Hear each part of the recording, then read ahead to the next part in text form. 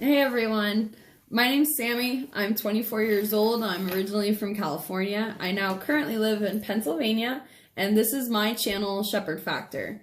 The purpose of this channel is going to be to document my transition into life with a PTSD medical service dog. The reason I'm doing this is because when I was doing research trying to decide if I wanted to get a service dog or not, I found that there wasn't really a lot of insight out there from a personal level. Like, there were a lot of articles, but there weren't a lot of people actually talking about their personal experience and, you know, how it affected them and how it helped them and how maybe it didn't help them. And for obvious reasons, I mean, it's a pretty personal matter, but it would have been really beneficial to see that and to hear that side from somebody. So I decided that I was going to go ahead and put my story out there so that if anybody is in the same position I was in, they'll be able to watch this and decide for themselves if having a service dog is right for them or not. I also think that this channel might benefit people who maybe know someone who has PTSD and you kind of want to understand a little bit better what they deal with and what the hardships are with it. You kind of get a first-hand look to a little bit of what it's going to be like with me. With that being said, PTSD comes in all different shapes and forms. My PTSD is probably going to be entirely different from somebody who has like combat PTSD. It might be same symptoms, but it's going to be like different triggers, things like that.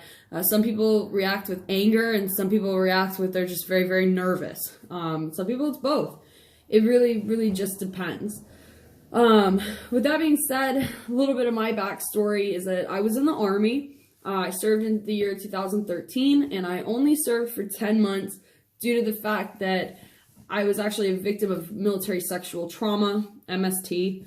I was sexually assaulted while I was in the Army, and I reported it. There was an investigation done, and the guy actually ended up confessing to the whole thing. At that point, you would think that, you know, that it was done and I could go about my life, but that wasn't the case. I found myself kind of under a microscope with my superiors. They were telling me to go to therapy and go talk to these counselors and all this crazy stuff. So I decided to listen to them. They told me that as long as I demonstrated that I was trying to get better and deal with the issues I was having, such as my anxiety, my nightmares, and my depression, things like that, my anger, that, you know, it would all work out for me. So I went to these therapists and these counselors, and they were just prescribing me medicine. Nobody was really working with me or talking to me or, you know, trying to help me. It felt like they were just trying to put me on a prescription and then push me off to the side. I tried so many different prescriptions, and I never stuck with any of them long enough to really give them a shot because I didn't want to be on any.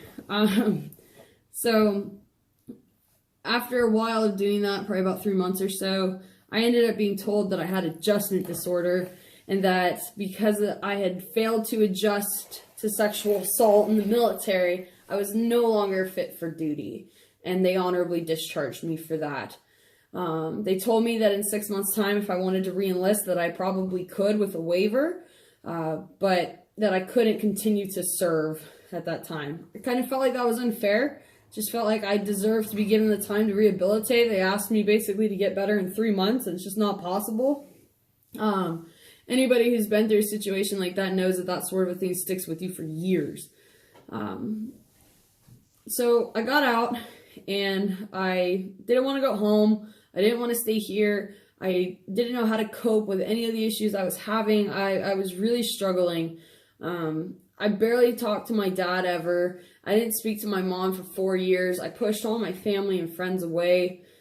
I moved to Pennsylvania, and I started going to a vet center up here. I'd been to some down North Carolina I didn't really like.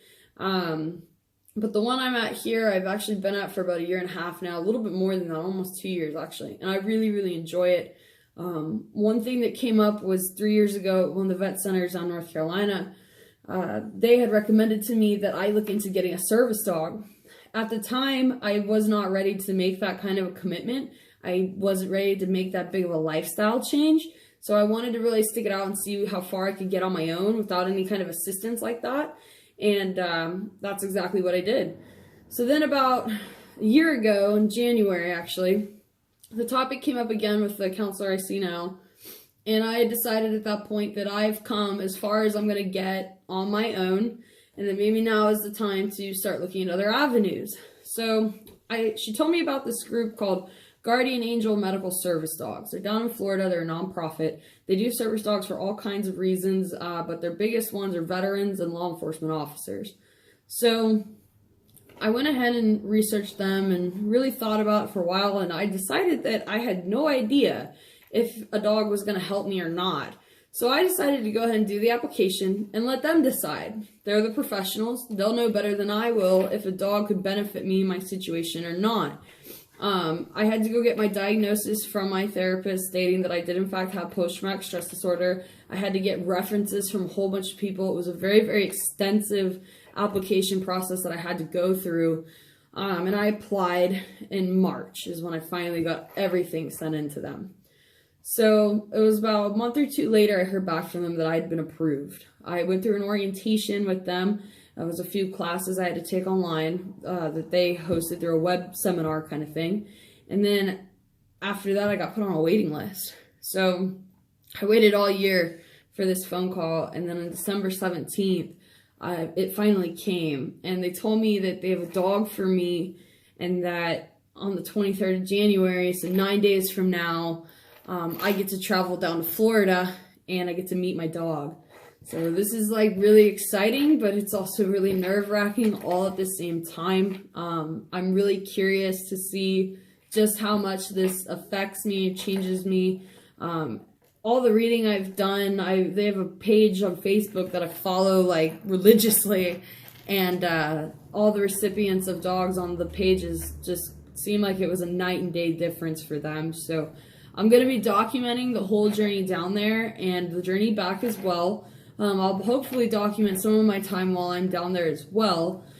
And hopefully you guys will check it out, follow me along. And, you know, I'm new to vlogging, so I apologize for the quality of this video. I know it's not the best, but I am going to get better at this if this picks up and turns into a thing. So that's all, guys. I'll see you next time.